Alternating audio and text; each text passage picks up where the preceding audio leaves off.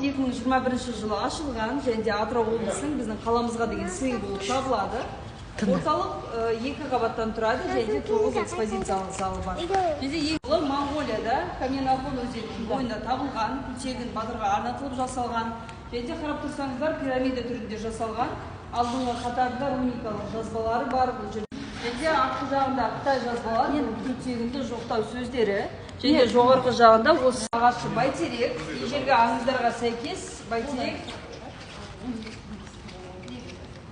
осы орталыққа арнайы жасалған. Және де бұл бәйтерек үш әлемді бір ағаштың бойында жинаған өмір ағашы.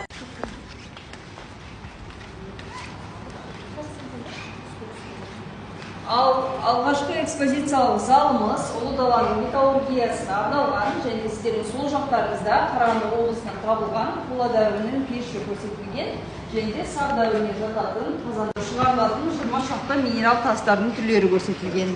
Минерал тастары ма? Қаншайым ана біздің саусақтарының қасында десектеп дейді ғой? 200. Пештің екі жағында қолмен ұстауға болмайды, балаларыңызға еге болыңыздар. Ал бұл залымыз Ұлы даланың атқа міну мәдениетіне арналған, және де сіздердің сол жақтарыңызда солтүстік Қазақстанда табылған ботай атты реконструкциясы көрсетілген. Бұл қорғанда 200 мың сүйек қалдықтар табылған жылқылардың, және де оған қарап археологтар ең алғашқы рет жылқының осы Қазақстан аумағында мүйіз түріндегі маскалары болған. Ал құрметті қонақтар, нәтижесін болсаңыздар, алдарыңызда Қазақстан аумағында өмір сүрген тайпалардың ер-тоқым түрлері көрсетілген.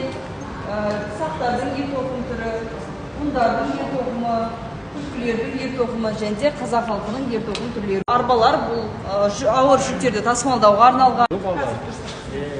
Келесі алдарыңызда қазақ халқының қару-жарақ түрлері, ат жабуы, оны суықтан, оюлар назардан қорғау деп аталады, және де ол алтын адам мен аң стиліне арнатылып жасалған. Жоғарғы назар аударатын болсаңыздар, жоғарыда аң стилінде жасалған алтын бұйымдарды көре аласыздар. Олардың көбінде жыртқыш аңдар бейнеленген. Алтын ба? Жоқ, енді соны Реконструкция. Жалпы алтын адам туралы айтатын болса табылған, Тақсай Ханшайым деп атап кеткен, өйткені оның қорғанында жауынгер әйелдің макетін көре аласыздар. Бұл алтын адамның қорғанында қару-жарақ түрлері, киім үлгілері, сырға және де айна секілді бұйымдары. 2021-2022 жылғы жеңімпаздары осы Түркістан қаласының тумалары Бекар Шойбек пен Еркебұлан Қайназаров орталықта табыстаған. Карит, бұл жебе мен садаққа арналған сөмке. Апина, бұл қанжар, ең соңғы табылған алтын адамның қорғанында,